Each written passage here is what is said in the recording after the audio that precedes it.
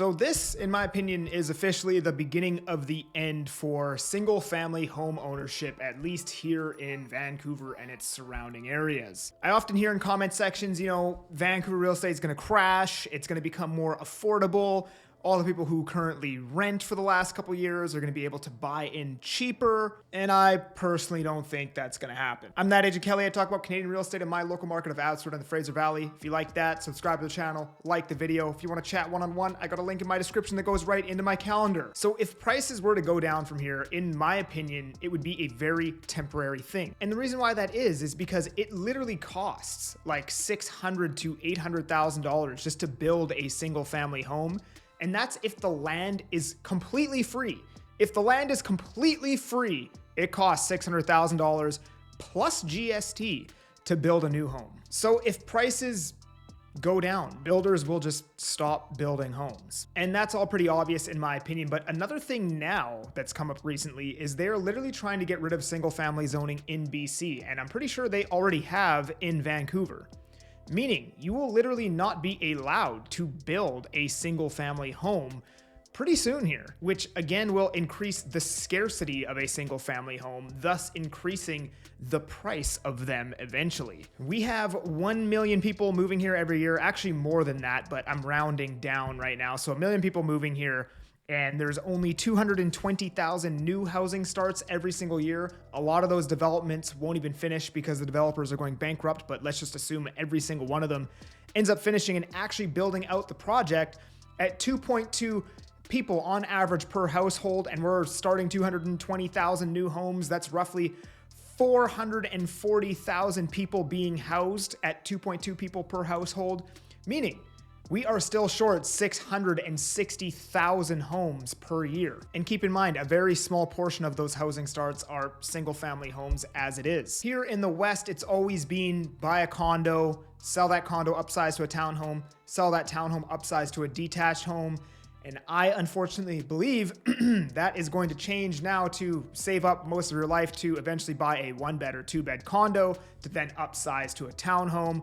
And that is likely where it's going to stop. I think we're going to be looking at $2 million detached homes, even if it's an old decrepit pile of crap. And that is simply because detached homes will become, they were the norm for many, many years. Now they're going to become a luxury. They pretty much already are, but even more so into the future. We can increase density and build upwards to keep the prices of condos down. Obviously, they're still going to go up, but we can at least combat the trajectory of which they're going up by increasing density. However, townhomes and detached homes take up a lot more land, which we obviously can't make any more of. The population increases every year, but the amount of land is fixed. Therefore, the cost of land that the property sits on has to increase. Now, on a 7,000 square foot lot, let's just say in theory, if it's high-rise zoning, you might have, for condos, 50 homes that sit on that 7,000 square foot parcel, right? And obviously, if the cost of land goes up substantially,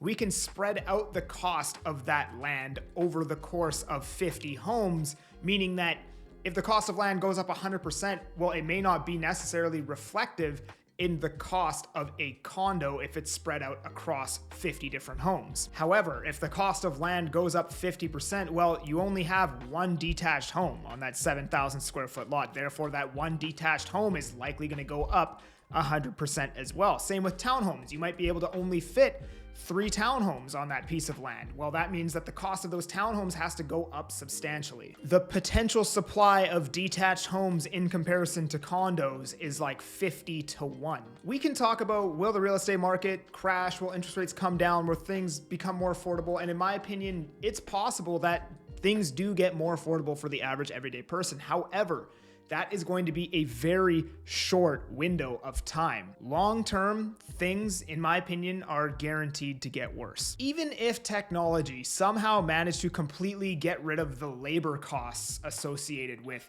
building homes. Let's just say they could 3D laser build a detached home and then transport it there and plant it on the lot. we still don't have enough of those lots to put the detached homes on. So even in that case, the cost of real estate would probably come down in the short term because it doesn't cost any money to build it. But again, the cost of land would probably rise pretty quickly, very shortly thereafter. But all economics aside, because I think this is a very obvious thing that I'm saying right now, and I think most people understand that the cost of land is going to keep going up. All of that aside, from a very fundamental standpoint, things seem to, no matter what happens, consistently get worse for the little guy year after year. There might be a few windows here and there where, yes, it becomes easier for, a renter to get into the market, and yes, it becomes easier to afford your day-to-day living expenses, but again, those are very short windows in time. Wages do not keep pace with inflation, at least not here in Canada. Building costs will continue to go up. Land will continue to become more scarce. The stock market will always be rigged to go up, along with probably Canadian real estate. And, in my opinion, in 5 to 8 years, we're going to be having this video that I'm doing right here about townhomes. People won't even consider detached homes anymore. Like right now, everyone's complaining, hey, I can't buy a single family home like my parents did. That's super unfair, and I get it. But that, in 5 to 8 years, we won't even be talking about detached homes anymore. People will have just completely given up on that idea by then. And I think we're going to be having that same discussion about townhomes. Now, I know this is a very negative video. However, I do believe it to be the reality. So my apologies if this is offensive for some reason. And if it wasn't, like the video, subscribe, and we'll see you on the next one. I'm that Agent Kelly. I'm making moves to move you. Peace.